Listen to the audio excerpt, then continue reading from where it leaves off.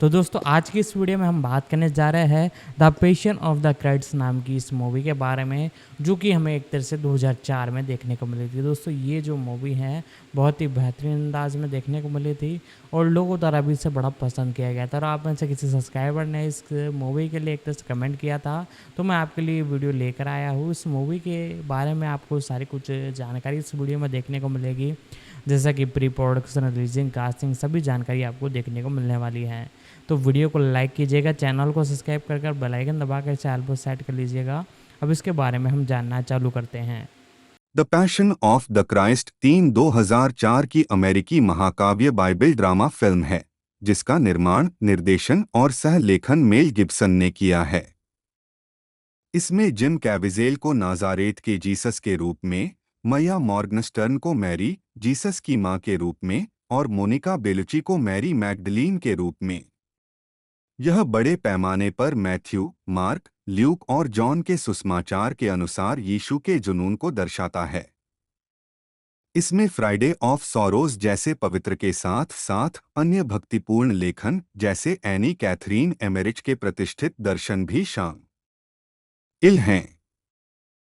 4, 5, 6, 7 शीर्षक के अनुसार फिल्म मुख्य रूप से ईसा मसीह की मृत्यु से पहले के अंतिम 12 घंटों को कवर करती है, जिसे द पैशन के नाम से जाना जाता है। इसकी शुरुआत जैतून के बगीचे यानी गेथसमेन में पीड़ा से होती है। यहूदा इस्करियोती के विश्वासघात, स्तंभ पर क्रूर कोड़े मारने, शिमोन द्वारा भविष्यवाणी की गई मैरी की पीड़ा, क्रूस पर चढ़ने और यीशु की मृत्यु के साथ जारी रहती है और समाप्त होती है उनके पुनरुत्थान का एक संक्षिप्त चित्रण। यह कथा यीशु के जीवन के क्षणों, जैसे द लास्ट सपर और द सेर्मन ऑन द माउंट, और यीशु के प्रारंभिक जीवन के क्षणों के साथ जुड़ी हुई है। फिल्म की ज्यादातर शूटिंग इटली में हुई थी। 8 संवाद पूरी तरह से पुनर्निर्मित अरामी, हिब्रू और लैटिन में हैं। हालांकि गिब्सन शुरू में इसके खिलाफ थे, फिल्म का उपशीर्षक दिया गया है। फिल्म विवादास्पद थी और इसे आलोचकों से ध्रुवीकृत समीक्षाएं मिलीं। कुछ लोगों ने फिल्म को एक धार्मिक और पवित्र अनुभव माना, कलाकारों के प्रदर्शन, उत्पादन मूल्यों और जॉन डेबनी के संगीत स्कोर की प्रशंसा की, जबकि कुछ ने इसे यहूदी विरोधी और ग्राफिक हिंसा को चरम और भावनात्मक रूप से थका देने वाला पाया। फिल्म ने दुनिया भर में $612 मिलियन से अधिक की कमाई की 9 और अपने नाटकीय प्रदर्शन के अंत में अंतर्राष्ट्रीय स्तर पर 2004 की 5वीं सबसे ज्यादा कमाई करने वाली फिल्म बन गई। यह अब तक की सबसे अधिक कमाई करने वाली, मुद्रास्फीति को समायोजित नहीं करने वाली ईसाई फिल्म है। साथ ही यह अब तक की सबसे अधिक कमाई करने वाली स्वतंत्र फिल्म भी है। 10 नवंबर 2023 तक यह $370.8 मिलियन के साथ घरेलू स्तर पर सबसे अधिक कमाई करने वाली आर रेटेड फिल्म है। 12 इसे 2005 में 77वें अकादमी पुरस्कार में सर्वश्रेष्ठ मेकअप, सर्वश्रेष्ठ सिनेमैटोग्राफी और सर्वश्रेष्ठ मूल स्कोर के लिए 3 नामांकन प्राप्त हुए। 13 यीशु के पुनरुत्थान पर केंद्रित एक सीक्वल विकास में है। 14-15 कथानक। फसह की पूर्णिमा की रात गेथसमेन के बगीचे में यीशु अपने शिष्यों पीटर, जेम्स और जॉन के साथ प्रार्थना करते हैं। शैतान जल्द ही प्रकट होता है और यीशु को प्रलोभित करने की कोशिश करता है, क्योंकि उसका पसीना अचानक खून में बदल जाता है और शैतान के भेष से एक सांप बाहर आता है। तब यीशु ने सांप का सिर कुचलकर शैतान को फटकारा। इस बीच यीशु के एक अन्य शिष्य जुडास इस्करियोती को कैफा और फरीसियों द्वारा चांदी के 30 टुकड़ों के साथ रिश्वत दी जाती है और वह मंदिर के रक्षकों के एक समूह को जंगल में ले जाता है, जहां वह यीशु की पहचान को धोखा देता है। जैसे ही गार्ड यीशु को गिरफ्तार करते हैं, एक लड़ाई शुरू हो जाती है जिसमें पीटर अपना खंजर निकालता है और गार्ड के कमांडर मलचस के कान काट देता है।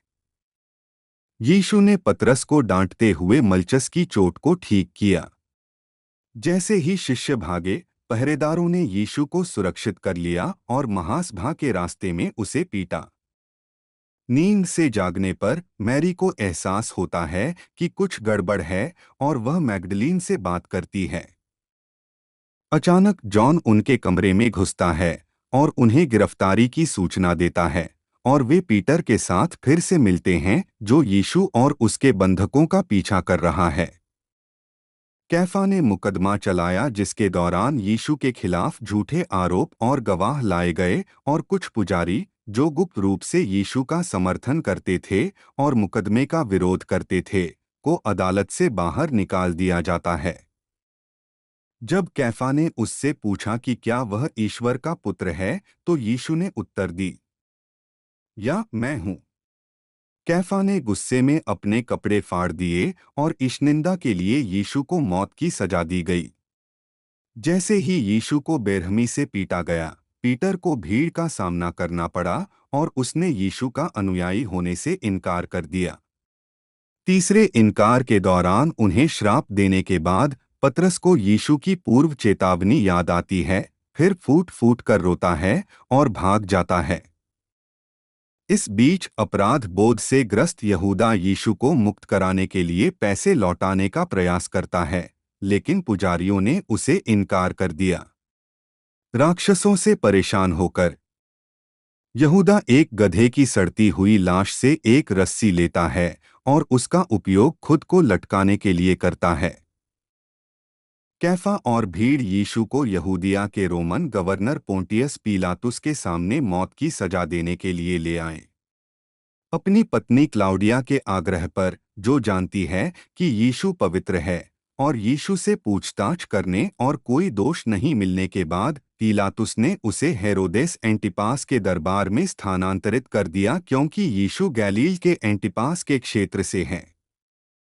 एंटिपास उसे एक हानिरहित मूर्ख मानता है और उसे वापस कर देता है।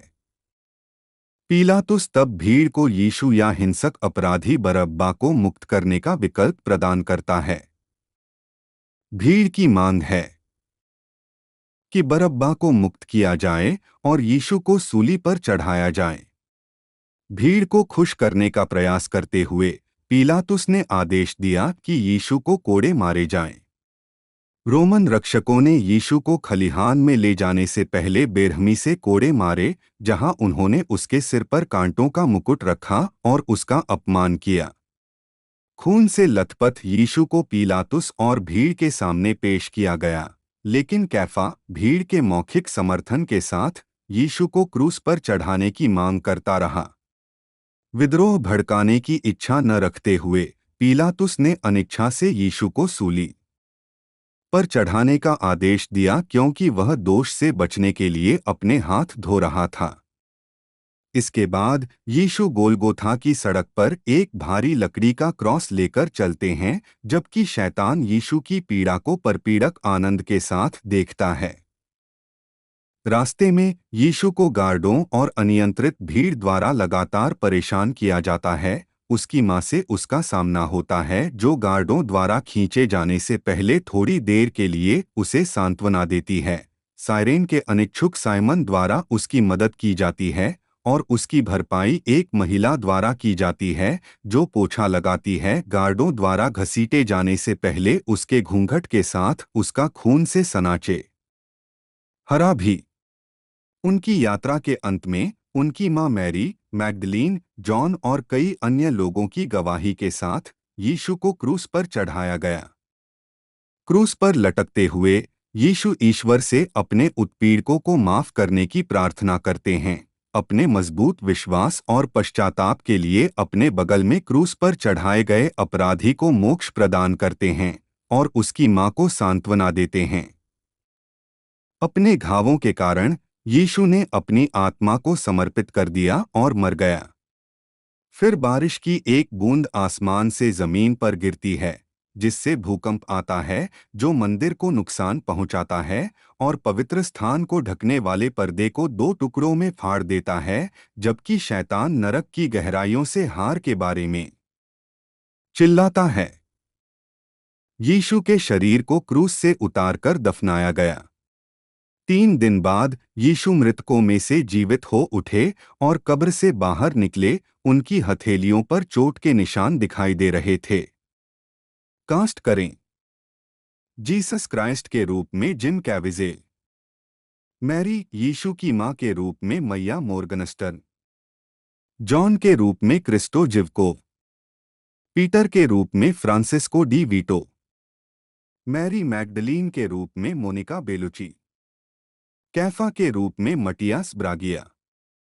अन्नास बेन सेठ के रूप में टोनी बर्टोरेली। जुडास इस्कैरियट के रूप में लुका लियोनेलो। पोंटियस पिलाट के रूप में हिस्टो नोमो शोपो। क्लाउडिया प्रोकल्स के रूप में क्लाउडिया गेरिनी।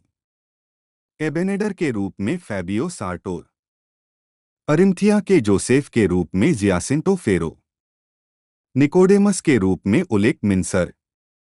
दर्शकों में महिला के रूप में शीला मुख्तारी। डिस्मास के रूप में सर्जियो रुबिनी। माल्चस के रूप में रॉबर्टो बेस्टाजोनी। गेसमास के रूप में फ्रांसिस्को कैब्रास। कैसियस के रूप में जियोवानी कैपाल्बो। शैतान के रूप में रोजालिंडा सेलेंटानो। स्कॉर्नफुल रोमन के रूप में एमिलियो डी मार्ची। क्रूर रोमन के रूप में लेलो ग्यूलिवो। हाबिल जाफरी दूसरे मंदिर अधिकारी के रूप में। साइरेन के साइमन के रूप में जेरेथ मर्स। वेरोनिका के रूप में रोसेला वेट्रानो। जानूस के रूप में मैट पैट्रेसी। स्कॉर्नफुल रोमन के रूप में रॉबर्टो विस्कोनी। लुका डी डोमिनिकिस हेरोदेस एंटिपास के रूप में। जेम्स के रूप में चोकरी बेन जैगडेन।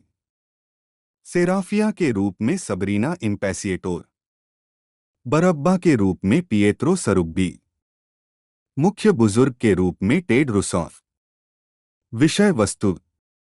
द पैशन में film the passion of the Christ की फोटोग्राफी निर्देशक मेल गिब्सन कहते हैं, यह प्यार, आशा, विश्वास और क्षमा के बारे में एक फिल्म है। यीशु पूरी मानव जाति के लिए मरे, हम सभी के लिए कष्ट सहे। अब समय आ गया है कि उस मूल संदेश पर वापस लौटें। दुनिया पागल हो गई है। हम सभी थोड़ा और प्यार, विश्वास, आशा और क्षमा का उपयोग कर सकते हैं। स्रोत सामग्री। नया नियम। मेल गिब्सन के अनुसार the passion of the Christ के लिए प्राथमिक स्रोत सामग्री क्राइस्ट के जुनून की 4 विहित सुसमाचार कथाएं हैं। फिल्म में हेरोदेस के दरबार में यीशु पर मुकदमा शामिल है, जो केवल ल्यूक के सुसमाचार में पाया जाता है।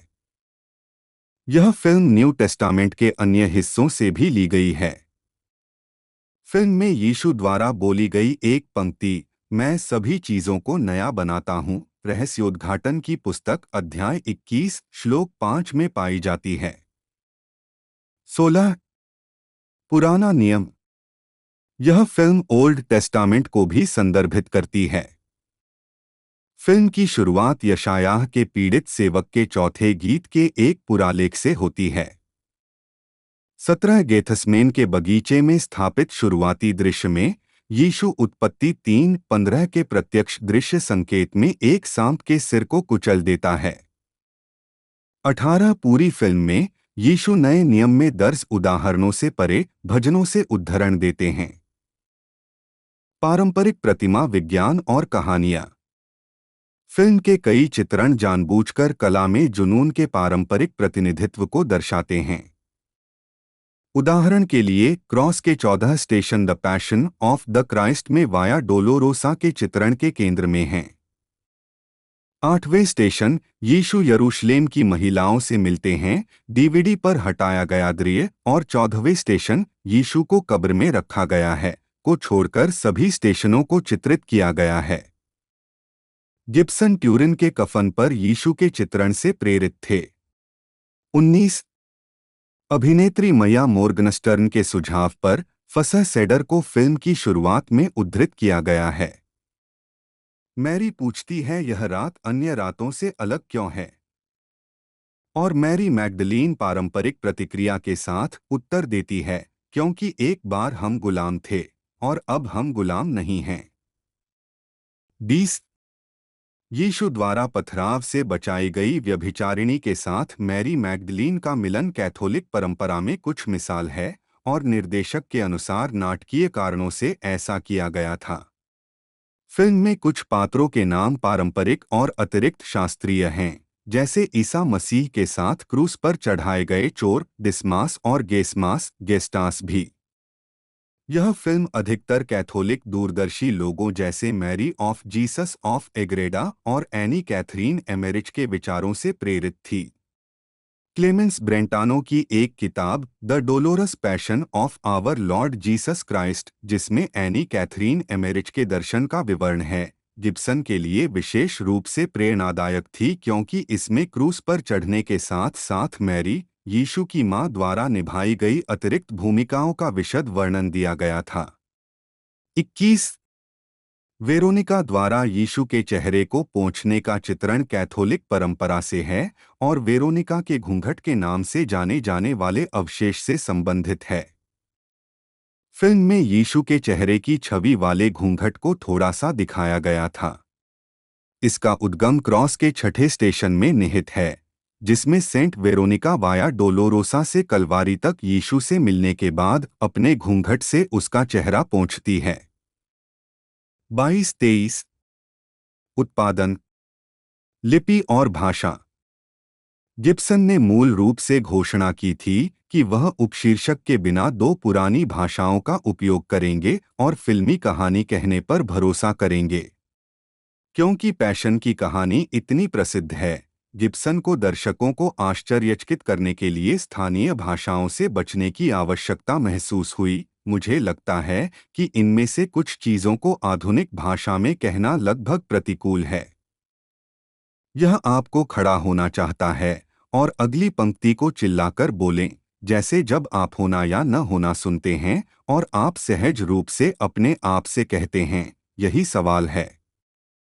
24 स्क्रिप्ट अंग्रेजी में गिब्सन और बेनेडिक्ट फिट्जगेराल्ड द्वारा लिखी गई थी, फिर इसका अनुवाद किया गया विलियम फुल्को एस.जे. लोयोला मैरीमाउंट विश्वविद्यालय के प्रोफेसर द्वारा लैटिन में और अरामी का पुनर्निर्माण किया गया।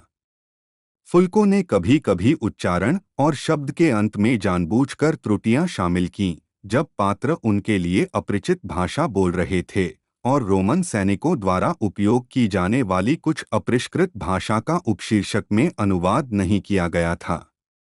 25 फिल्मांकन, मटेरा, इटली। फिल्म का निर्माण स्वतंत्र रूप से किया गया था और इटली में रोम के सिनेसिटा स्टूडियो में और बेसिलिकाटा क्षेत्र में मटेरा शहर और क्रेको के भूतिया शहर में शूटिंग की गई थी। अनुमानित $30 मिलियन उत्पादन लागत, साथ ही अतिरिक्त अनुमानित $15 मिलियन विपणन लागत पूरी तरह से गिब्सन और उनकी कंपनी आइकन प्रोडक्शंस द्वारा वहन की गई थी। डीवीडी विशेष फीचर के अनुसार मार्टिन स्कॉर्सेसी ने हाल ही में अपनी फिल्म गैंग्स ऑफ न्यूयॉर्क पूरी की थी, जिसमें से गिब्सन और उनके प्रोडक्शन डिजाइनरों ने अपने सेट का एक हिस्सा बन आया था। इससे गिब्सन का काफी समय और पैसा बच गया। गिब्सन ने फिल्मांकन के दौरान फादर सहित कई धार्मिक सलाहकारों से परामर्श किया, जोनाथन मॉरिस और एक स्थानीय पुजारी फिलिप जे. रयान, जो जिम कैविजेल को परामर्श, स्वीकारोक्ति और पवित्र भोज प्रदान करने के लिए प्रतिदिन सेट पर जाते थे। कई स्थानों पर कलाकारों और क्रू के लिए सामूहिक जश्न मनाया गया। 26 फिल्मांकन में अन्य पुजारी भी शामिल थे, जिनमें institute of Christ the king के एबे मिशेल डेबोर्जेस, स्टीफन सोमरविले और जीन मैरी चार्ल्स रॉक्स शामिल थे। इन सभी को मेल गिब्सन ने रोजाना पारंपरिक लैटिन मास का जश्न मनाने के लिए कहा था। 27 फिल्मांकन के दौरान मुख्य सेट प्रोडक्शन सहायक जॉन मिशेलिनी पर 2 बार बिजली गिरी और इसलिए उन्हें लाइटिंग बॉय उपनाम दिया गया, जैसा कि क्रेडिट में देखा जा सकता है। कुछ मिनट बाद कैविजेल भी मारा गया। 28-29-30 संगीत, मेल गिब्सन के सहयोग से 3 एल्बम जारी किए गए, एक निक इंगमैन द्वारा संचालित जॉन डेबनी के मूल ऑर्केस्ट्रा स्कोर का film sound track. 2 the passion of the Christ गाने निर्माता मार्क जोसेफ और टिम कुक द्वारा विभिन्न कलाकारों की मूल रचनाओं के साथ। और 3 the passion of the Christ से प्रेरित गाने। पहले 2 एल्बमों में से प्रत्येक को 2005 डव पुरस्कार प्राप्त हुआ और साउंड ट्रैक को सर्वश्रेष्ठ मूल संगीत स्कोर का अकादमी पुरस्कार नामांकन प्राप्त हुआ। संगीत स्कोर अक्सर रोती हुई महिला तकनीक का उपयोग करता है। 31 एक प्रारंभिक स्कोर लिसा जेरार्ड और पैट्रिक कैसिडी द्वारा रचा और रिकॉर्ड किया गया था, लेकिन फिल्म की रिलीज के समय यह अधूरा था। जैक लेन्स प्राथमिक संगीत शोधकर्ता और संगीतकारों में से एक थे। 32 उनकी रचनाओं की कई क्लिप ऑनलाइन पोस्ट की गई हैं। 33 शीर्षक परिवर्तन।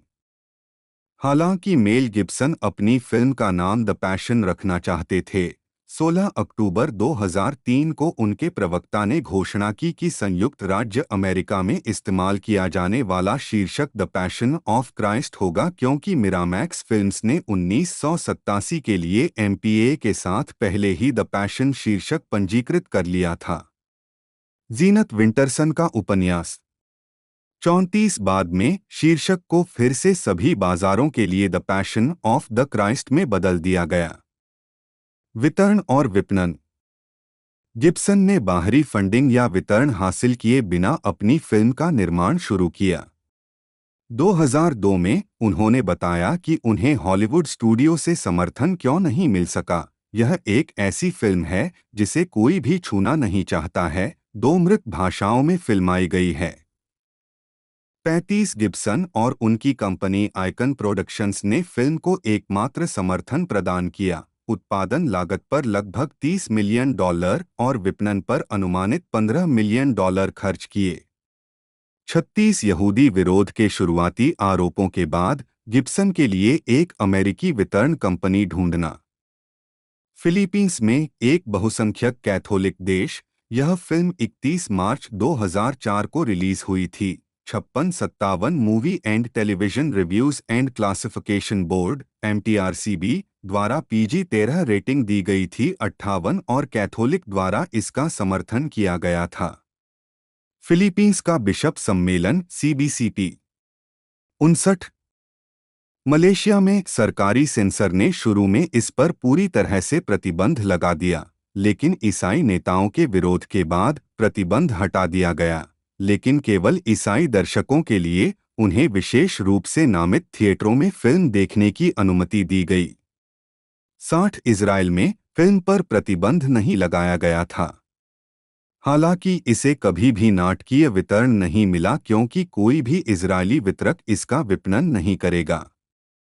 61 कई विवादों और कुछ सरकारों द्वारा फिल्म को व्यापक रिलीज में देखने की अनुमति देने से इनकार करने के बावजूद the passion of the Christ ने दुनिया भर में $612 मिलियन की कमाई की। 2 फिल्म बड़ी मुस्लिम आबादी वाले कुछ देशों में भी अपेक्षाकृत सफल रही, 62 जैसे कि मिस्र में, जहां 2004 के बॉक्स ऑफिस नंबरों में यह कुल मिलाकर 20वें स्थान पर थी। 63 यह फिल्म सबसे ज्यादा कमाई करने वाली गैर फिल्म थी। 2017 तक सभी समय की अंग्रेजी भाषा की फिल्म 64, जब इसे वुल्फ वॉरियर 2 ने पीछे छोड़ दिया था। 65 11 मार्च 2005 को पुनः संपादित नाट्य विमोचन। द पैशन रिकट को 11 मार्च 2005 को सिनेमाघरों में रिलीज किया गया, जिसमें 5 मिनट की सबसे स्पष्ट हिंसा को हटा दिया गया। गिब्सन ने इस पुनः संपादित संस्करण के लिए अपना तर्क समझाया। सिनेमाघरों में शुरुआती प्रदर्शन के बाद मुझे देश भर के लोगों से कई पत्र मिले। कई लोगों ने मुझसे कहा कि वे अपने परिजनों के साथ अनुभव साझा करना चाहते हैं, लेकिन उन्हें चिंता है कि फिल्म की कठोर छवियां उनके लिए सहन करने के लिए बहुत तीव्र होंगी। इसके प्रकाश में मैंने the passion of the Christ को फिर से संपादित करने का निर्णय लिया। 66 पुनः संपादन के बावजूद motion picture association of America ने अभी भी द पैशन रिकट को PG-13 के लिए बहुत हिंसक माना, इसलिए इसके वितरक ने इसे बिना रेटिंग के जारी कर दिया। 66 लघु फिल्म 960 थिएटरों में 3 सप्ताह तक प्रदर्शित हुई और बॉक्स ऑफिस पर इसकी कुल कमाई $5,67,692 रही, जो कि द पैशन की 612,054,428 की तुलना में बहुत कम है। 67 होम मीडिया 31 अगस्त 2004 को फिल्म को 20वीं सेंचुरी फॉक्स होम एंटरटेनमेंट द्वारा उत्तरी अमेरिका में VHS और DVD पर रिलीज किया गया था, जो शुरू में नाटकीय वितरण के रूप में प्रसारित हुई। मूल नाटकीय रिलीज की तरह होम वीडियो प्रारूपों पर फिल्म की रिलीज बहुत लोकप्रिय साबित हुई। प्रारंभिक अनुमानों से संकेत मिलता है कि दोपहर 3:00 बजे तक फिल्म की 2.4 मिलियन से अधिक प्रतियां बिक चुकी थीं। 68 बिक्री के पहले दिन कुल 4.1 मिलियन प्रतियां थीं। 69 यह फिल्म DVD पर अंग्रेजी और स्पेनिश उपशीर्षक के साथ और VHS टेप पर अंग्रेजी उपशीर्षक के साथ उपलब्ध थी। यह फिल्म उत्तरी अमेरिका में ब्लूरे पर 2 डिस्क निश्चित संस्करण के रूप में 17 फरवरी 2009 को रिलीज की गई थी। 70 इसे ईस्टर से एक सप्ताह पहले ऑस्ट्रेलिया में ब्लूरे पर भी रिलीज किया गया था। हालांकि मूल DVD रिलीज अच्छी तरह से बिकी, लेकिन इसमें ट्रेलर के अलावा कोई बोनस फीचर नहीं था, जिससे अटकलें लगाई जाने लगीं कि कितने खरीदार विशेष संस्करण के रिलीज होने का इंतजार करेंगे। 30 जनवरी 2007 को उत्तरी अमेरिकी बाजारों में और उसी वर्ष 26 मार्च को अन्यत्र 2 डिस्क डेफिनेटिव संस्करण जारी किया गया था। इसमें कई वृत्तचित्र, साउंड ट्रैक कमेंट्री, हटाए गए दृश्य, आउटटेक, 2005 अनएटेड संस्करण और मूल 2004 नाटकीय संस्करण शामिल हैं। 2 डिस्क DVD के ब्रिटिश संस्करण में 2 अतिरिक्त हटाए गए दृश्य हैं। पहले में यीशु यरूशलेम की महिलाओं से मिलते हैं, क्रॉस के 8वें स्थान पर, और जमीन पर गिर जाते हैं क्योंकि महिलाएं उनके चारों ओर विलाप करती हैं, और साइरेन के साइमन क्रॉस को पकड़ने और यीशु की मदद करने का प्रयास करते हैं। बाद में जब दोनों क्रूस उठाए हुए थे, यीशु ने उनके लिए रो रही महिलाओं से कहा, मेरे लिए मत रो, बल्कि अपने और अपने बच्चों के लिए रो। दूसरे में पीलातुस अपने हाथ धोता है, कैफा की ओर मुड़ता है और कहता है, इसकी ओर देखो, अर्थात फरीसी यीशु को क्रूस पर चढ़ाना चाहते हैं। पीलातुस फिर अबानादेर की ओर मुड़ता है और कहता है, जैसा वे चाहते हैं वैसा करो। अगले दृश्य में पिलातुस को अपने नौकर को बुलाते हुए दिखाया गया है, जो एक लकड़ी का बोर्ड ले जा रहा है, जिस पर पीलातुस लैटिन और हिब्रू में लिखता है, नाजरेत के यीशु, यहूदियों के राजा। फिर वह कैफा के सामने बोर्ड को अपने सिर के ऊपर रखता है, जो इसे पढ़ने के बाद इसकी सामग्री पर पीलातुस को चुनौती देता है। पीलातुस ने कैफा को बिना उपशीर्षक वाले हिब्रू में गुस्से में उत्तर दिया। डिस्क में कुल मिलाकर केवल 2 हटाए गए दृश्य हैं। फिल्म का कोई अन्य दृश्य डिस्क 2 पर नहीं दिखाया गया है। 71 7 फरवरी 2017 को 20वीं सेंचुरी फॉक्स ने ब्लूरे और DVD पर नाटकीय संस्करण और संपादित संस्करण द पैशन रिकट की विशेषता वाली फिल्म को फिर से रिलीज किया, जहां ग्राफिक हिंसा कम हो गई है। नाट्य संस्करण में अंग्रेजी और स्पेनिश डब शामिल हैं। 72 यह पहली बार है कि फिल्म को किसी अन्य भाषा में डब किया गया है। टेलीविजन प्रसारण 17 अप्रैल 2011 पाम संडे को ट्रिनिटी ब्रॉडकास्टिंग नेटवर्क TBN ने शाम 7:30 बजे ET/PT पर फिल्म प्रस्तुत की, जिसमें कई शो निर्धारित थे। नेटवर्क ने पूरे वर्ष और विशेष रूप से ईस्टर के आसपास फिल्म का प्रसारण जारी रखा है। 73 29 मार्च 2013 गुड फ्राइडे को अपने विशेष होली वीक प्रोग्रामिंग के एक भाग के रूप में TV5 ने दोपहर 2:00 बजे फिल्म का फिलिपिनो डब संस्करण प्रस्तुत किया। PST UTC +8 फिलीपींस में इसका कुल प्रसारण 2 घंटे तक चला, लेकिन विज्ञापनों को छोड़कर यह अपने पूरे प्रसारण समय 2 घंटे और 6 मिनट के बजाय केवल लगभग 1 घंटे तक ही चला। यह शाम 4:00 बजे समाप्त हुआ। इसे थीम, भाषा और हिंसा के लिए movie and television reviews and classification board MTRCB द्वारा SPG का दर्जा दिया गया है और कुछ दृश्यों को टेलीविजन के लिए सेंसर किया गया है। TV5 संयुक्त राज्य अमेरिका के बाहर पहला प्रसारण नेटवर्क है और इसे वर्नाक्युलर हिब्रू और लैटिन भाषा को फिलिपिनो में डब किया गया है, इसके आपूर्ति किए गए अंग्रेजी उपशीर्षक का अनुवाद करके। स्वागत। आलोचनात्मक प्रतिक्रिया। रॉटेन टोमाटोज पर फिल्म को 281 समीक्षाओं के आधार पर 6/10 की औसत रेटिंग के साथ 49% की अनुमोदन रेटिंग प्राप्त है। वेबसाइट की आलोचनात्मक सहमति में लिखा है, निर्देशक मेल गिब्सन का उत्साह असंदिग्ध है, लेकिन the passion of the Christ कई दर्शकों को आध्यात्मिक रूप से उत्थान के बजाय भावनात्मक रूप से थका देगा। 74 मेटाक्रिटिक पर 44 समीक्षकों के आधार पर फिल्म को 100 में से 47 का भारित औसत मिला है, जो मिश्रित या औसत समीक्षा दर्शाता है। 75 सिनेमास्कोर द्वारा सर्वेक्षण में दर्शकों ने फिल्म को एक दुर्लभ A+ ग्रेड दिया। 76 टाइम के लिए एक सकारात्मक समीक्षा में इसके आलोचक रिचर्ड कॉर्लिस ने the passion of the Christ को एक गंभीर, सुंदर, कष्टदायी फिल्म कहा है जो संपूर्ण प्रतिबद्धता प्रदर्शित करती है। 75 न्यूयॉर्क प्रेस के फिल्म समीक्षक आर्मंड व्हाइट ने गिब्सन के निर्देशन की प्रशंसा की और उनकी तुलना कार्ल थियोडोर ड्रेयर से की कि कैसे उन्होंने कला को आध्यात्मिकता में बदल दिया। 77 व्हाइट ने यह भी कहा कि निर्देशक मेल गिब्सन को फिल्म के साथ दर्शकों को एक बौद्धिक चुनौती पेश करते देखना अजीब था। 78 शिकागो सन टाइम्स के ओजर एबर्ट ने फिल्म को 4 में से 4 स्टार दिए, इसे अब तक देखी गई सबसे हिंसक फिल्म कहा और साथ ही यह भी बताया कि इसने उन्हें, एक पूर्व वेदी लड़के को कैसे प्रभावित किया। भाट गिब्सन मेरे जीवन में पहली बार मुझे इस बात का एक गहन विचार मिला है कि पैशन में क्या शामिल था। उनकी फिल्म आसपास के संदेश के संदर्भ में सही है कि हमें यीशु की शिक्षाओं के केवल कुछ ही संदर्भ मिलते हैं। मेरा मानना है कि मुद्दा यह नहीं है। यह कोई उपदेश या उपदेश नहीं है, बल्कि ईसाई धर्म में केंद्रीय घटना का एक दृश्य है। इस लें या छोड़ दें।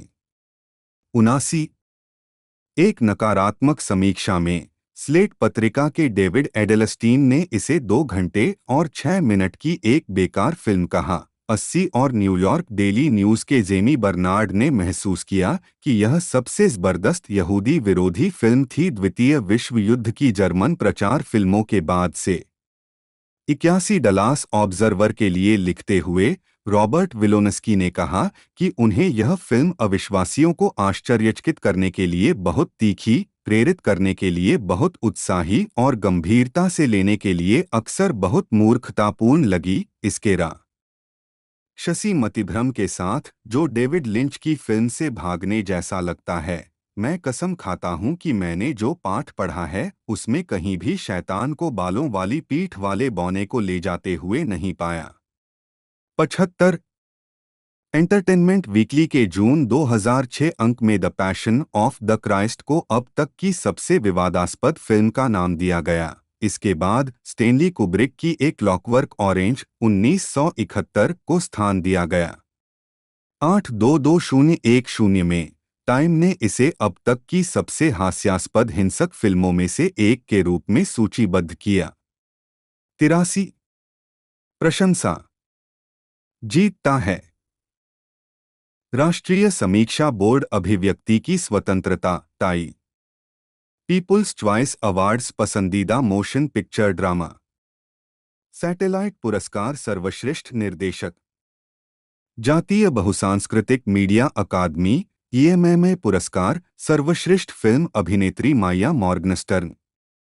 Motion picture sound editors golden reel awards feature film में सर्वश्रेष्ठ साउंड एडिटिंग संगीत Michael T Ryan.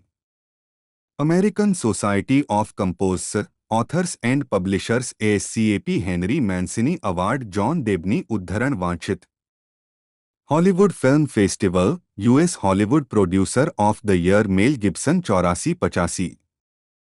GMA Dove award the passion of the Christ original motion picture sound track instrumental album of the year.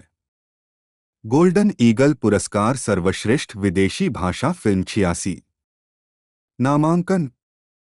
शैक्षणिक पुरस्कार सर्वश्रेष्ठ छायांकन Caleb देशनेल।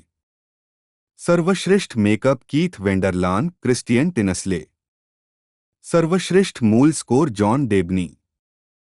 American society of cinematographers नाट्य विमोचन में सिनेमेटोग्राफी में उत्कृष्ट उपलब्धि Caleb Deschanel. Broadcast film critics association awards सर्वश्रेष्ठ लोकप्रिय फिल्म। आयरिश फिल्म और टेलीविजन पुरस्कार सर्वश्रेष्ठ अंतर्राष्ट्रीय फिल्म के लिए Jameson people's choice award. MTV movie awards सर्वश्रेष्ठ पुरुष प्रदर्शन जिम कैविजे।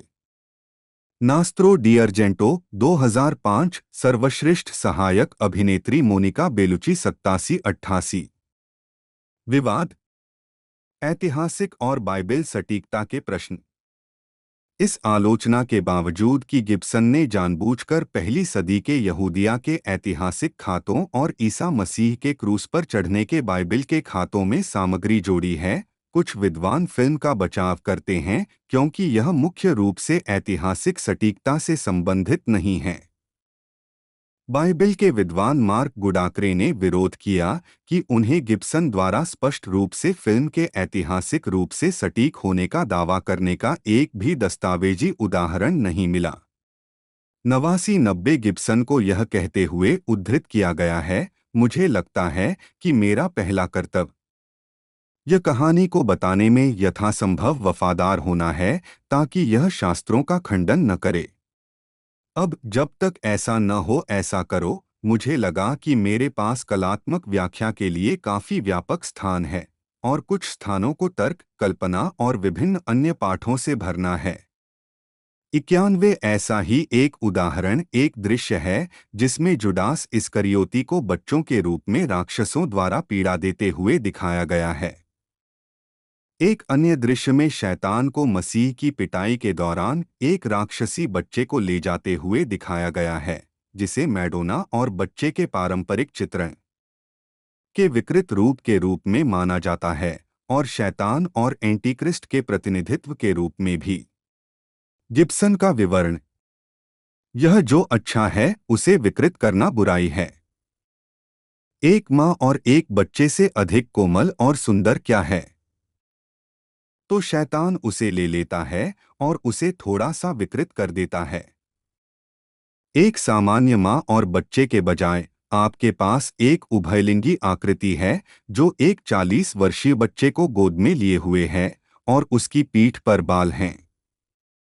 यह अजीब है, यह चौंकाने वाला है, यह लगभग बहुत अधिक है, ठीक उसी तरह जैसे कि यीशु को उसकी छाती पर कोड़े मारना जारी रखने के लिए पलटना चौंकाने वाला और लगभग बहुत अधिक है, जो ठीक वही क्षण है जब शैतान और बच्चे की उपस्थिति होती है। 92 जब न्यू टेस्टामेंट में दिए गए विवरण के प्रति फिल्म की वफादारी के बारे में पूछा गया तो वेटिकन के डॉक्ट्रिनल कांग्रेगेशन के फादर ऑगस्टीन डी नोरिया ने जवाब दिया, मेल गिब्सन की फिल्म एक वृत्तचित्र नहीं है, लेकिन सभी चार के लिए आम मौलिक संरचना के प्रति वफादार है। गॉस्पेल के विवरण और मेल गिब्सन की फिल्म पूरी तरह से न्यू टेस्टामेंट के प्रति वफादार है। 93 विवादित पोप समर्थन। 5 दिसंबर 2003 को पैशन ऑफ द क्राइस्ट के सह निर्माता स्टीफन मैकएविटी ने पोप के सचिव आर्कबिशप स्टैनिस्लाव डिजिविस को फिल्म का एक मोटा हिस्सा 94 दिया। 95 पोप जॉन पॉल द्वितीय ने उस रात अपने निजी अपार्टमेंट में आर्कबिशप डेविस के साथ फिल्म देखी और बाद में मैकएविटी 96 और एक इतालवी और फिल्म के सहायक निर्देशक जॉन मिशेलिनी से मुलाकात की। 97-98 17 दिसंबर को वॉल स्ट्रीट जर्नल के स्तंभकार पैगी नूनन ने बताया कि जॉन पॉल द्वितीय ने मैकएविटी का हवाला देते हुए कहा था, यह वैसा ही है जिन्होंने कहा था कि उन्होंने इसे डिजिविस से सुना था। 399 नूनन ने अपना कॉलम लिखने से पहले पुष्टि के लिए वेटिकन के प्रेस कार्यालय के प्रमुख जोकिन नवारो वॉल्स को ईमेल किया था। उन्हें आश्चर्य हुआ कि प्रसिद्ध बंद मुंह वाले नवारो वॉल्स ने इसके उपयोग को मंजूरी दे दी थी, जैसा कि यह था उद्धरण, और उनकी ईमेल प्रतिक्रिया में कहा गया कि उस समय उनके पास कोई अन्य टिप्पणी नहीं थी। 100 नेशनल कैथोलिक रिपोर्टर के पत्रकार जॉन एलन जूनियर ने वेटिकन के एक अनाम वरिष्ठ अधिकारी के हवाले से उसी दिन एक समान लेख प्रकाशित किया। 96 रॉयटर्स 100 और एसोसिएटेड प्रेस ने वेटिकन स्रोतों का हवाला देते हुए स्वतंत्र रूप से कहानी की पुष्टि की। 101 कुछ दिनों बाद एक विवाद सामने आया जब वेटिकन के एक अज्ञात अधिकारी ने कैथोलिक समाचार सेवा को बताया, पोप की ओर से कोई घोषणा नहीं की गई, कोई निर्णय नहीं दिया गया। लेकिन एलन ने अपनी पिछली रिपोर्टिंग का बचाव करते हुए कहा कि उनका आधिकारिक स्रोत मूल कहानी की सत्यता पर अडिग था। 96 द न्यूयॉर्क टाइम्स के स्तंभकार फ्रैंक रिच ने लिखा है कि इस बयान का गिब्सन शिविर द्वारा शोषण किया जा रहा है, और जब उन्होंने मिशेलिनी से बैठक के बारे में पूछा तो मिशेलिनी ने कहा कि डिजिविस ने पोप के शब्दों को जैसा था वह ऐसा ही बताया था, और कहा कि पोप ने फिल्म को अविश्वसनीय भी कहा। एक इतालवी शब्द मिशेलिनी का अनुवाद अद्भुत है। 97 अगले दिन आर्कबिशप डिजिविस ने सीएनएस को बताया, पवित्र पिता ने इस फिल्म के बारे में अपनी राय किसी को नहीं बताई। 98 इस इनकार के परिणामस्वरूप टिप्पणीकारों का एक दौर शुरू हो गया जिन्होंने फिल्म निर्माताओं पर अपनी फिल्म का विपणन करने के लिए पोप का उद्धरण गढ़ने का आरोप लगाया। डलास मॉर्निंग न्यूज में रॉड ड्रेहर के अनुसार मैकएविटी को पोप के प्रवक्ता नवारो वॉल्स की ओर से एक ईमेल भेजा गया था जिसमें नूनन खाते का समर्थन किया गया था और सुझाव दिया गया था कि यह वैसा ही है जैसा था को फिल्म पर चर्चा में लेटमोटिव के रूप में इस्तेमाल किया जा सकता है, और कहा गया है शब्दों को बार बार दोहराओ।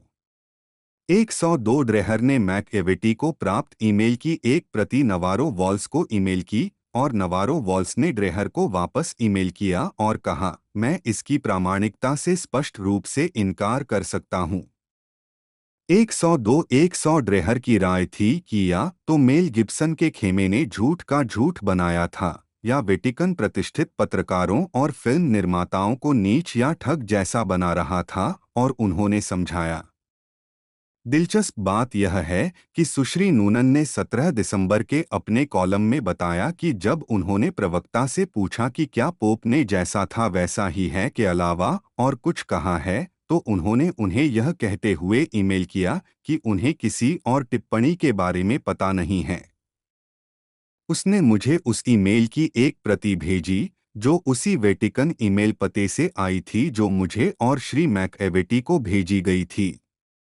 102 नूनन ने उल्लेख किया कि उसने और ड्रेहर ने पाया था कि ईमेल वेटिकन के डोमेन में एक ईमेल सर्वर द्वारा एक ही आईपी पते वाले वेटिकन कंप्यूटर से भेजे गए थे।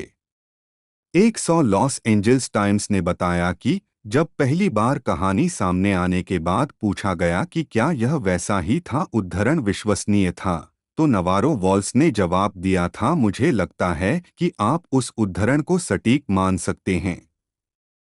103 एलन ने कहा कि जबकि डिजिविज ने कहा कि पोप जॉन पॉल द्वितीय ने इस फिल्म के बारे में कोई घोषणा नहीं की, वेटिकन के अन्य अधिकारी इस बात पर इसके अलावा वेटिकन कार्डिनल डारियो कैस्ट्रेलोन होयोस के वरिष्ठ अधिकारी, जिन्होंने फिल्म देखी थी, ने इस मामले को इस प्रकार संबोधित किया। यहूदी विरोध नस्लवाद के सभी रूपों की तरह लोगों की एक पूरी जाति को खराब छवि में डालने के लिए सच्चाई को विकृत करता है। यह फिल्म ऐसा कुछ नहीं करती। यह सुसमाचार कथाओं की ऐतिहासिक निष्पक्षता से क्षमा, दया और मेल मिलाप की भावनाओं को उजागर करता है। यह पाप की सूक्ष्मताओं और भयावहता के साथ साथ प्रेम और क्षमा की कोमल शक्ति को भी दर्शाता है, बिना किसी एक समूह के खिलाफ व्यापक निंदा किए या प्रेरित किए। इस फिल्म ने ठीक इसके विपरीत व्यक्त किया कि ईसा मसीह के उदाहरण से सीखते हुए किसी अन्य इंसान के खिलाफ कभी भी अधिक हिंसा नहीं होनी चाहिए। 120 बिल ओरेली द्वारा यह पूछे जाने पर कि क्या उनकी फिल्म यहूदियों को परेशान करेगी, गिब्सन ने जवाब दिया, ऐसा नहीं है। मुझे लगता है कि यह सिर्फ सच बताने के लिए है। मैं यथासंभव सच्चा रहना चाहता हूँ। 121 द ग्लोब एंड मेल के लिए एक साक्षात्कार में उन्होंने कहा, अगर किसी ने यहूदियों या किसी के प्रति क्रूरता को तर्कसंगत बनाने के लिए सुसमाचार के अंशों को विकृत किया है, तो यह पोप द्वारा बार बार की गई निंदा की अवहेलना है। पोप ने किसी भी रूप में नस्लवाद की निंदा की है। यीशु सभी समय के पापों के लिए मरा और मैं दोषी होने की कतार में पहला व्यक्ति होऊंगा। 122 अत्यधिक हिंसा की आलोचना। न्यूयॉर्क टाइम्स में एओ स्कॉट ने लिखा, the passion of the Christ यीशु के अंतिम घंटों की बर्बरता पर इतना केंद्रित है कि यह फिल्म प्रेम से कम क्रोध से उत्पन्न होती है और उत्थान की तुलना में आत्मा पर हमला करने में अधिक सफल होती है। यह 123 स्लेट के फिल्म समीक्षक डेविड एडेलस्टीन ने फिल्म को 2 घंटे और 6 मिनट की नापाक फिल्म द जीसस चेनसॉ नरसंहार, जो इसे आस्था का कार्य मानती है, करार दिया और आगे ध्यान केंद्रित करने के लिए गिब्सन की आलोचना की। उनकी धार्मिक शिक्षाओं के बजाय यीशु की फांसी की क्रूरता। 80 2008 में अमेरिकी नास्तिकों में लेखक माइकल गर्नो ने भी यही बात कही और इस काम को एक मुख्यधारा की स्नफ फिल्म करार दिया। 124 समीक्षक आर्मंड व्हाइट ने अफ्रीकाना कॉम के लिए फिल्म की अपनी समीक्षा में फिल्म में हिंसा पर एक और दृष्टिकोण पेश किया। उन्होंने लिखा, निश्चित रूप से गिब्सन को पता है, हॉलीवुड में किसी से भी बेहतर यह स्वीकार करने को तैयार है कि हिंसा बिकती है। यह समस्याग्रस्त है कि इस बार गिब्सन ने एक ऐसी फिल्म बनाई है जो हिंसा के प्रति संवेदनशील, गंभीर, व्यक्तिगत प्रतिक्रिया मांगती है, न कि हमेशा की तरह उसका महिमामंडन करती है। प्रतिशोध का 78 डायने सॉयर के साक्षात्कार के दौरान गिब्सन ने कहा, मैं चाहता था कि यह चौंकाने वाला हो और मैं चाहता था कि यह चरम हो ताकि वे उस बलिदान की विशालता को देख सकें, यह देखने के लिए कि कोई इसे सहन कर सकता है और अत्यधिक दर्द, पीड़ा और उपहास के बावजूद भी प्यार और क्षमा के साथ वापस आ सकता है। वास्तविक क्रूसीकरण फिल्म में दिखाए गए से अधिक हिंसक था, लेकिन मुझे लगा कि इससे किसी को कुछ नहीं मिलेगा। भविष्य। जून 2016 में लेखक रैंडल वालेस ने कहा कि उन्होंने और गिब्सन ने the passion of the Christ की अगली कड़ी पर काम शुरू कर दिया है, जो यीशु के पुनरुत्थान और पुनरुत्थान के आसपास की घटनाओं पर केंद्रित होगा। 125-2018 में कैविजेल ने कहा कि गिब्सन ने उन्हें पटकथा का तीसरा ड्राफ्ट भेजा था। 126-127 कैविजेल ने कहा कि इसका नाम the passion of the Christ resurrection होगा और भविष्यवाणी की यह विश्व इतिहास की सबसे बड़ी फिल्म होगी। 128 जुलाई 2023 में गिब्सन ने कहा कि उनके पास स्क्रिप्ट के 2 संस्करण हैं जिन पर वह काम कर रहे हैं, एक जो अधिक जमीनी है जबकि दूसरा विभिन्न क्षेत्रों की खोज करता है और इसमें नरक में गिरे हुए स्वर्गदूत भी शामिल हैं। 129। यह भी देखें मेल कोलुमसिल जेरार्ड गिब्सन 3 एओ जन्म 3 जनवरी 1956 4 एक अमेरिकी अभिनेता और फिल्म निर्देशक हैं। उन्हें उनकी एक्शन हीरो भूमिकाओं के लिए जाना जाता है, विशेष रूप से पोस्ट एपोकैलिप्टिक एक्शन श्रृंखला मैड मैक्स की पहली 3 फिल्मों में मैक्स रॉकटांस्की के रूप में उनकी ब्रेकआउट भूमिका और बड़ी कॉप एक्शन कॉमेडी फिल्म श्रृंखला लीथल वेपन में मार्टिन रिग्स के रूप में। पीकस्किल, न्यूयॉर्क में जन्मे गिब्सन 12 साल की उम्र में अपने माता पिता के साथ सिडनी, ऑस्ट्रेलिया चले गए। उन्होंने national institute of dramatic art में अभिनय का अध्ययन किया, जहां उन्होंने रोमियो एंड जूलियट के निर्माण में जूडी डेविस के साथ अभिनय किया। 1980 के दशक के दौरान उन्होंने एक प्रोडक्शन कंपनी आइकॉन एंटरटेनमेंट की स्थापना की, जिसे स्वतंत्र फिल्म निर्देशक एटम एगोयान ने स्टूडियो सिस्टम का एक विकल्प कहा है। 5 निर्देशक पीटर वियर ने उन्हें प्रथम विश्व युद्ध के नाटक गैलीपोली 1981 में मुख्य भूमिका में लिया, जिसके लिए गिब्सन को ऑस्ट्रेलियाई फिल्म संस्थान से सर्वश्रेष्ठ अभिनेता का पुरस्कार मिला। 1985 में गिब्सन को पीपुल पत्रिका के पहले सबसे कामुक पुरुष के रूप में नामित किया गया था। 7 1995 में गिब्सन ने एक ऐतिहासिक महाकाव्य ब्रेवहार्ट का निर्माण, निर्देशन और अभिनय किया, जिसके लिए उन्होंने सर्वश्रेष्ठ निर्देशक के लिए गोल्डन ग्लोब पुरस्कार, सर्वश्रेष्ठ निर्देशक के लिए अकादमी पुरस्कार और सर्वश्रेष्ठ चित्र के लिए अकादमी पुरस्कार जीता। बाद में उन्होंने the passion of the Christ का निर्देशन और निर्माण किया, जो एक बाइबल नाटक था जो आर्थिक रूप से सफल और अत्यधिक विवादास्पद था। उन्हें एक्शन एडवेंचर फिल्म एपोकैलिप्टो 2006 के निर्देशन के लिए और अधिक आलोचनात्मक नोटिस मिला, जो 16वीं शताब्दी की शुरुआत में मेसोअमेरिका पर आधारित है। कई कानूनी मुद्दों और विवादास्पद बयानों के जनता के सामने लीक होने के बाद हॉलीवुड में गिब्सन की लोकप्रियता में गिरावट आई, जिससे अभिनय और निर्देशन में उनके करियर पर असर पड़ा।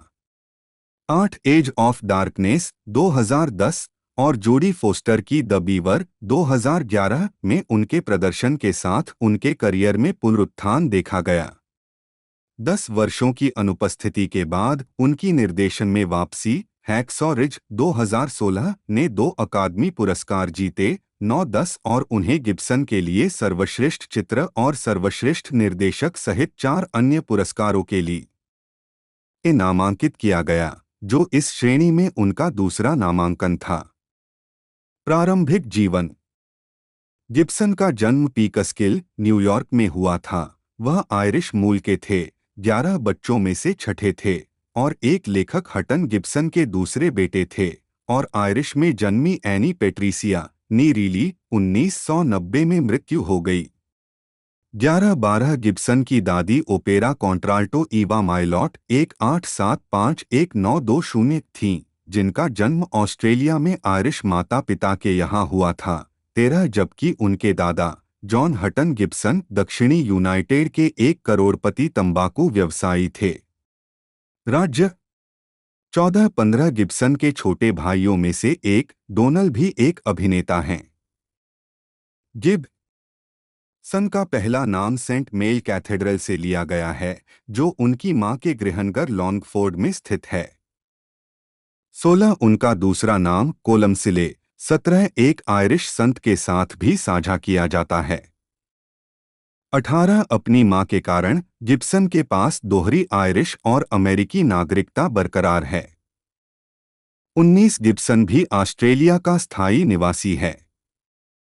20-21 गिब्सन के पिता को 14 फरवरी 1968 को न्यूयॉर्क सेंट्रल रेलरोड के खिलाफ काम से संबंधित चोट के मुकदमे में $1,45,000 अमेरिकी 2022 में एक $220 के बराबर से सम्मानित किया गया था, और इसके तुरंत बाद उन्होंने अपने परिवार को वेस्ट पिम्बल, सिडनी, ऑस्ट्रेलिया में स्थानांतरित कर दिया। 22 उस समय गिब्सन 12 वर्ष का था। उनकी दादी के मूल स्थान ऑस्ट्रेलिया में स्थानांतरित होना आर्थिक कारणों से था और उनके पिता की उम्मीद थी कि वियतनाम युद्ध के दौरान ऑस्ट्रेलियाई रक्षा बल उनके सबसे बड़े बेटे को ड्राफ्ट के लिए अस्वीकार कर देंगे। 23 अपने हाई स्कूल के वर्षों के दौरान गिब्सन को न्यू साउथ वेल्स के वाहरुंगा में सेंट लियो कैथोलिक कॉलेज में ईसाई ब्रदर्स के संघ के सदस्यों द्वारा शिक्षित किया गया था। 24-25 आजीविका अवलोकन जब गिब्सन ने पहली बार सिनेमाई परिदृश्य में प्रवेश किया तो उन्हें फिल्म समीक्षकों से बहुत अनुकूल नोटिस मिला, साथ ही कई क्लासिक फिल्म सितारों से उनकी तुलना की गई। 1982 में विंसेंट कैनबी ने लिखा था कि मिस्टर गिब्सन युवा स्टीव मैकवीन को याद करते हैं। मैं स्टार क्वालिटी को परिभाषित नहीं कर सकता, लेकिन जो कुछ भी है मिस्टर गिब्सन के पास है। 26 गिब्सन की तुलना क्लार्क गेबल और हम्फ्री बोगार्ट के संयोजन से भी की गई है। 27 मैड मैक्स श्रृंखला की फिल्मों पीटर वियर की गैलीपोली 1981 और लीथल वेपन श्रृंखला की फिल्मों में गिब्सन की भूमिकाओं ने उन्हें एक्शन हीरो का लेबल दिलाया। 28 बाद में गिब्सन ने विभिन्न प्रकार की अभिनय परियोजनाओं में विस्तार किया, जिसमें मानव नाटक जैसे हेमलेट 1990 का फ्रेंको जेफिरेली फिल्म संस्करण और मेवरिक 1994 और व्हाट वीमेन वांट 2000 जैसी हास्य भूमिकाएं शामिल थीं। उन्होंने अभिनय से परे निर्देशन और निर्माण में विस्तार किया। The man without A face 1993, ब्रेवहार्ट 1995, the passion of the Christ 2004 और एपोकैलिप्टो 2006। टाइम के जेस कैगल ने गिब्सन की तुलना कैरी ग्रेंट, सीन कॉनरी और रॉबर्ट रेडफोर्ड से की। 28 कॉनरी ने एक बार सुझाव दिया था कि गिब्सन को कॉनरी के एम में अगले जेम्स बॉन्ड की भूमिका निभानी चाहिए। कथित तौर पर गिब्सन ने इस भूमिका को ठुकरा दिया क्योंकि उन्हें टाइपकास्ट होने का डर था। 29 अभिनय 1985 में गिब्सन ने सिडनी में national institute of dramatic art में अध्ययन किया। 30 छात्रों के रूप में गिब्सन और अभिनेत्री जूडी डेविस ने रोमियो एंड जूलियट में मुख्य भूमिका निभाई और गिब्सन ने ए मिडसमर नाइट्स ड्रीम के प्रायोगिक निर्माण में रानी टाइटेनिया की भूमिका निभाई। 1977 में स्नातक होने के बाद 32 गिब्सन ने तुरंत मैड मैक्स के फिल्मांकन पर काम शुरू कर दिया, लेकिन एक मंच अभिनेता के रूप में काम करना जारी रखा और एडिलेड में दक्षिण ऑस्ट्रेलिया की स्टेट थिएटर कंपनी में शामिल हो गए। गिब्सन के नाटकीय क्रेडिट में वेटिंग फॉर गोडोट में चरित्र एस्ट्रागन, जेफरी रश के विपरीत और 1982 में सिडनी में डेथ ऑफ ए सेल्समैन के निर्माण में बिफ लोमन की भूमिका शामिल है। गिब्सन का सबसे हालिया नाटकीय प्रदर्शन सिसी स्पेसक के साथ 1993 में टेलुराइड, कोलोराडो में एआर गुर्नी द्वारा लव लेटर्स का निर्माण था। 33 एनआईडीए में एक छात्र के रूप में गिब्सन ने 1977 की फिल्म समर सिटी से अपने फिल्मी करियर की शुरुआत की, जिसके लिए उन्हें $400 का भुगतान किया गया था। 34 इसके बाद गिब्सन ने फिल्म मैड मैक्स 1979 में शीर्षक किरदार निभाया। इस भूमिका के लिए उन्हें $15,000 का भुगतान किया गया था। 34 फिल्म बनाने के कुछ ही समय बाद उन्होंने साउथ ऑस्ट्रेलियन थिएटर कंपनी के साथ एक सीजन किया। इस अवधि के दौरान उन्होंने अपनी भावी पत्नी रोबिन मूर के साथ एडिलेड में $30 प्रति सप्ताह का अपार्टमेंट साझा किया।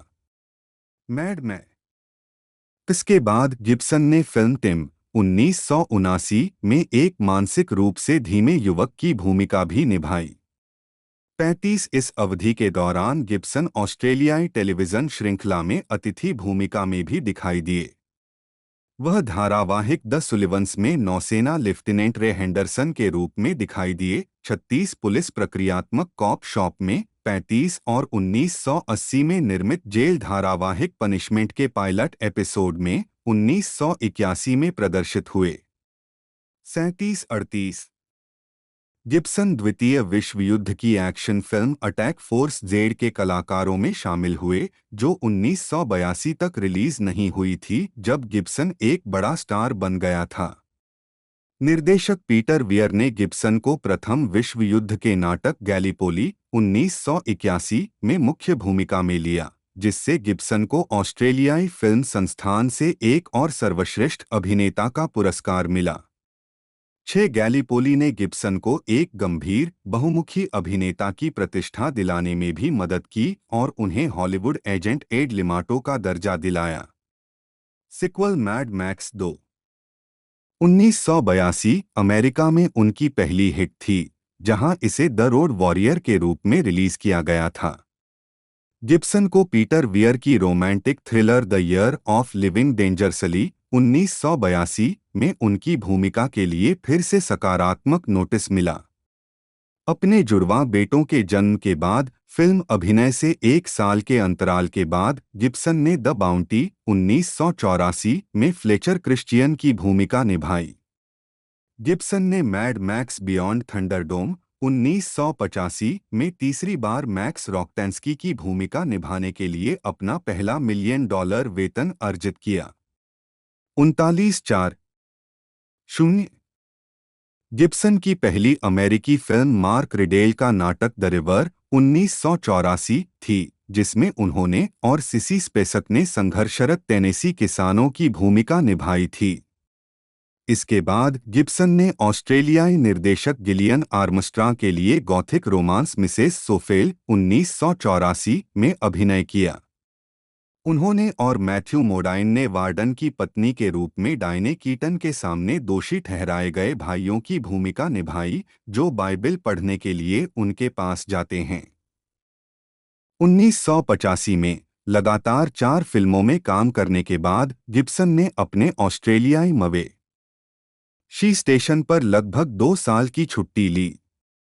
41 वह लीथल वेपन 1987 में मार्टिन रिग्स की भूमिका निभाने के लिए लौटे, एक ऐसी फिल्म जिसने हॉलीवुड के अग्रणी व्यक्ति के रूप में उनकी स्थिति को मजबूत करने में मदद की।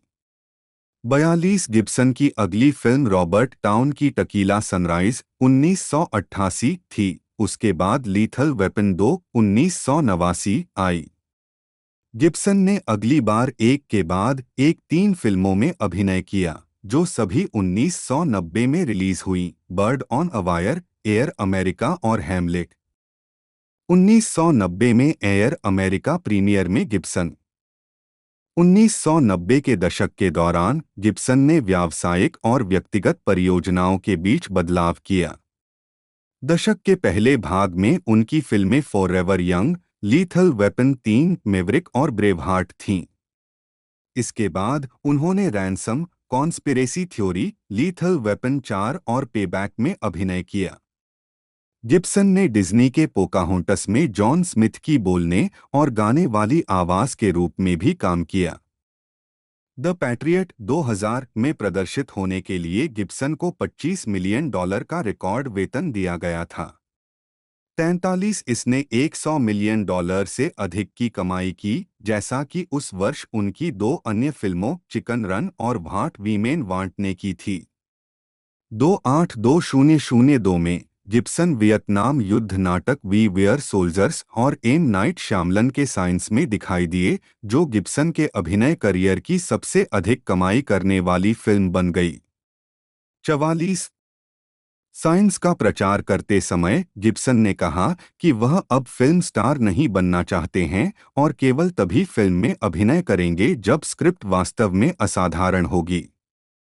2010 में गिब्सन एज ऑफ डार्कनेस में दिखाई दिए, जो 2002 के बाद उनकी पहली अभिनीत भूमिका थी। 45 और यह BBC mini series Edge of Darkness का रूपांतरण था।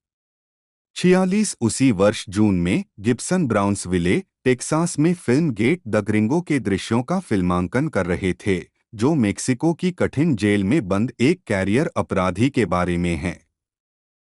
47 2010 में अपनी पूर्व प्रेमिका पर नाराजगी सार्वजनिक होने के बाद गिब्सन को विलियम मॉरिस एंडेवर की प्रतिभा एजेंसी से हटा दिया गया था।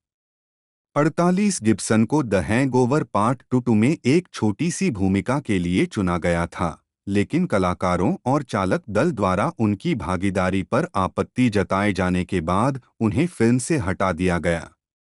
49 गिब्सन ने दो खलनायकों की भूमिका भी निभाई, 2013 में माचेटे किल्स में लूथर वोज डैनी ट्रेजो के साथ और 2014 में द एक्सपेंडेबल्स 3 में सिल्वेस्टर स्टेलोन के साथ कॉनराड स्टोनबैंक्स। 2014 में एक्सपेंडेबल्स के सहकलाकार सिल्वेस्टर स्टेलोन, पृष्ठभूमि के साथ गिब्सन। दोस्तों ये जो मूवी है 22 फरवरी 2024 को देखने को मिली थी। टोटल रनिंग लेंथ की बात की जाए तो 127 मिनट थी और 30 मिलियन का टोटल इस मूवी का बजट था। मूवी ने जो कलेक्शन दिया वो लगभग 612 मिलियन का कलेक्शन दिया था, जो कि उस ज़माने में 2004 के दशक के अंदर बहुत ही बेहतरीन परफॉर्मेंस था। बाकी इसके OTT प्लेटफॉर्म की बात की जाए तो आप इसे प्राइम वीडियो और साथ ही साथ और भी कई जगह से इसे रेंट पर लेकर देख सकते हो। रेटिंग की बात की जाए तो इसकी IMDb रेटिंग 7.2 की है और लगभग 50% की इसकी रेट टमेटोज़ की रेटिंग है, यानी बढ़िया रेटिंग के साथ कलेक्शन के मुताबिक ये बहुत बेहतरीन मूवी रही है। तो आज की इस वीडियो में दोस्तों इतना ही, मिलते हैं अगले वीडियो में।